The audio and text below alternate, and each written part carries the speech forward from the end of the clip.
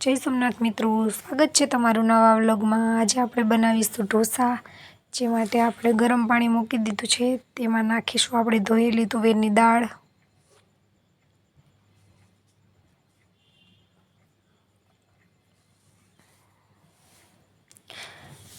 આપણે શાકભાજી લીધા છે, જેમાં ગાજર છે, બટેટું છે, રીંગણા છે, ટામેટું છે ને લીલા મરચાં છે।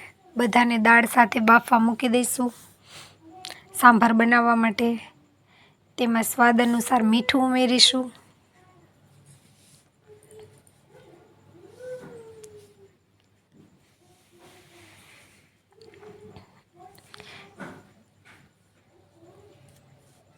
એક ઇંચ આદુનો ટુકડો ઉમેરીશું,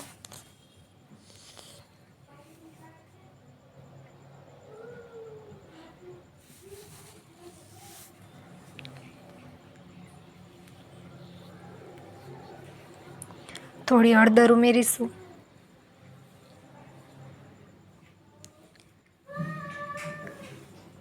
ત્યારબાદ ઢાંકણું ઢાંકી અને બધું સારી રીતે બફાવા દઈશું।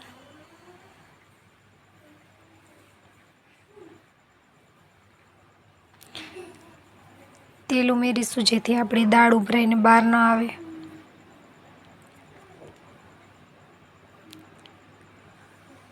હવે આપણે ઢોસામાં ભરવાનું સ્ટફિંગ તૈયાર કરીશું। તે માટે બટેટા બાફી લીધા છે, તેને ફોલી લઈશું અને કટ કરી લઈશું।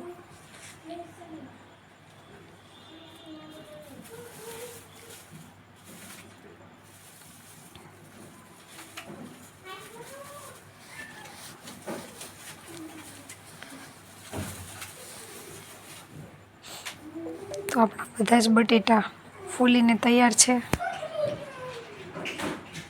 તો આપણે વઘાર કરવા માટે ડુંગળી લીધી છે, લીમડો, લીલું મરચું, ધાણા અને આપણા બટેટા સુધારેલા। સૌપ્રથમ તેલ મૂકીશું,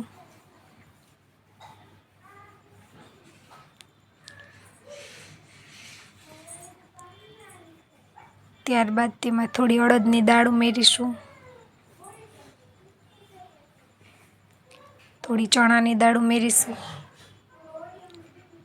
સારી રીતે સંતળવા દઈશું। થોડા મેથીના દાણા ઉમેરીશું, રાઈ નાખીશું, બધું સારી રીતે હલાવી લઈશું। જીરું નાખીશું, લીમડાના પાન, એક નંગ ડુંગળી સુધારેલી છે તે નાખીશું, થોડી હિંગ, બધું સારી રીતે હલાવી લઈશું।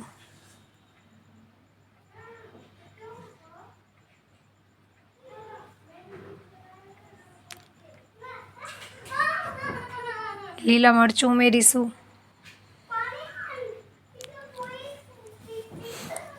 ત્યારબાદ તેમાં સ્વાદ અનુસાર નમક ઉમેરીશું, અડધી ચમચી હળદર નાખીશું, બધું સારી રીતે મિક્સ કરી લઈશું અને આપણી ડુંગળીનો કલર ચેન્જ થાય ત્યાં સુધી તેને સાંતળીશું। ધાણા જીરું ઉમેરીશું, ત્યારબાદ સુધારેલા બટેટા ઉમેરીશું, સારી રીતે બધો મસાલો મિક્સ કરી લેશું।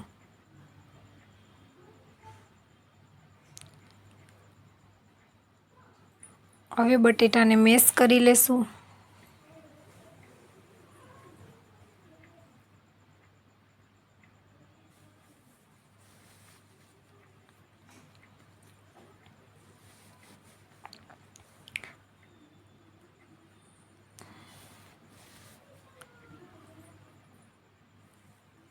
બધો મસાલો મિક્સ થઈ ગયો છે। હવે તેમાં થોડો લીંબુનો રસ ઉમેરીશું, ત્યારબાદ કોથમીર ઉમેરીશું। તો તૈયાર છે આપણો ઢોસાનો મસાલો।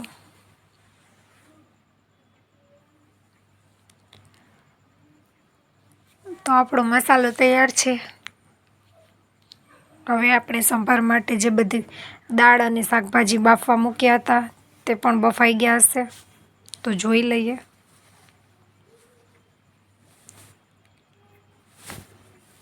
આપણા શાકભાજી અને દાળ સારી રીતે બફાઈ ગયા છે. તેને હવે બ્લેન્ડરથી અધકચરું ક્રશ કરી લઈશું. તો આપણું બેટર તૈયાર છે સાંભાર માટેનું.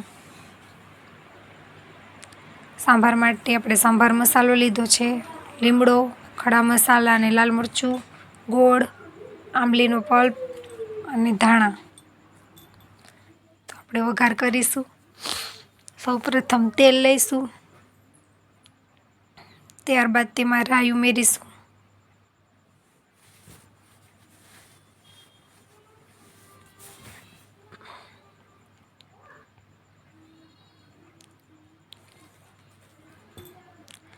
રાઈ ફૂટી જાય પછી તેમાં ખડા મસાલા ઉમેરીશું.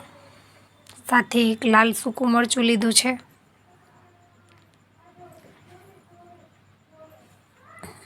જીરું ઉમેરીશું. થોડી હિંગ નાખીશું. મીઠા લીમડાના પાન ઉમેરીશું.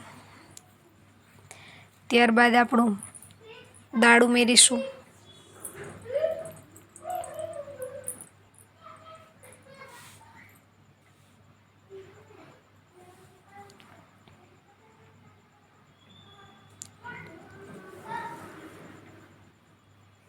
થોડું પાણી નાખીશું.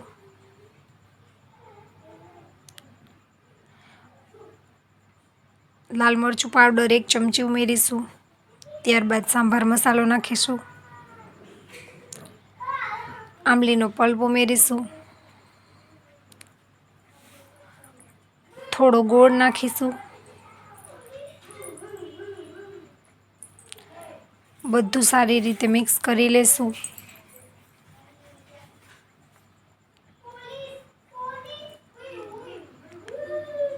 હવે આપણે સાંભારને 10 થી 15 મિનિટ સુધી ધીમે ઉકાળવા દેવાનો છે.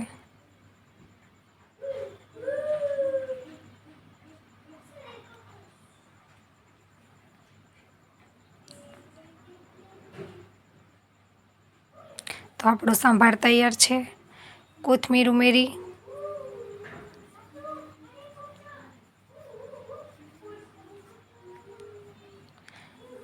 તો આપણું ઢોસાનું બેટર પણ તૈયાર છે. જે માટે મેં 3 વાટકી ચોખા, 1 વાટકી અડદની દાળ અને 2 ચમચી પૌવાને 2-3 કલાક માટે પલાળી અને ક્રશ કરી લીધા છે અને 8 થી 9 કલાક આથો લાવવા માટે મૂકી દીધો હતો. હવે તેમાં થોડું મીઠું નાખીશું. આપણું બેટર ફૂલીને સરસનું થઈ ગયું છે. આથો આવી ગયો છે. સ્વાદ અનુસાર નિમક નાખી અને સારી રીતે મિક્સ કરી લેશું. તો તવા ઉપર પાણી નાખી અને સારી રીતે કપડાથી કોરું કરી લેશું. થોડું બેટર નાખી અને સરસનો ઢોસો તૈયાર કરીશું.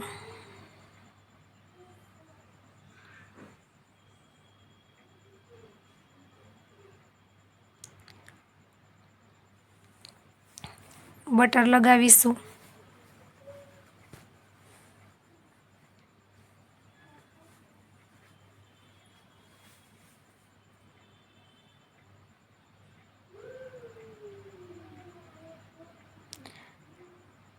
બટરને બધી બાજુ ફેલાવી લઈશું.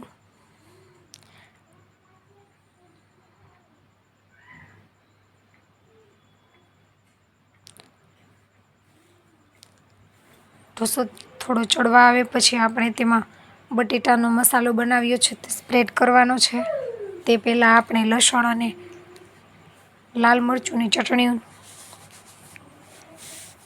જે ખાંડીને બનાવી છે તે નાખીશું.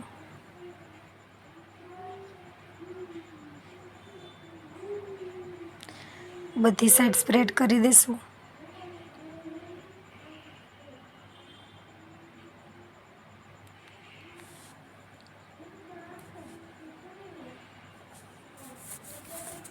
ત્યારબાદ આપણો બટેટાનો મસાલો તૈયાર કર્યો છે તે ઉમેરીશું.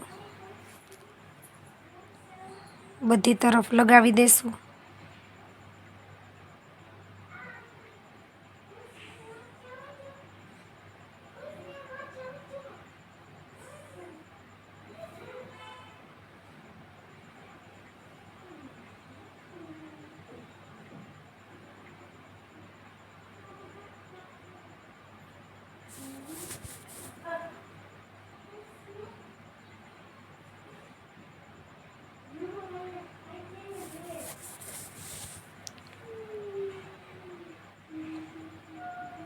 તો આપણો ઢોસો તૈયાર છે।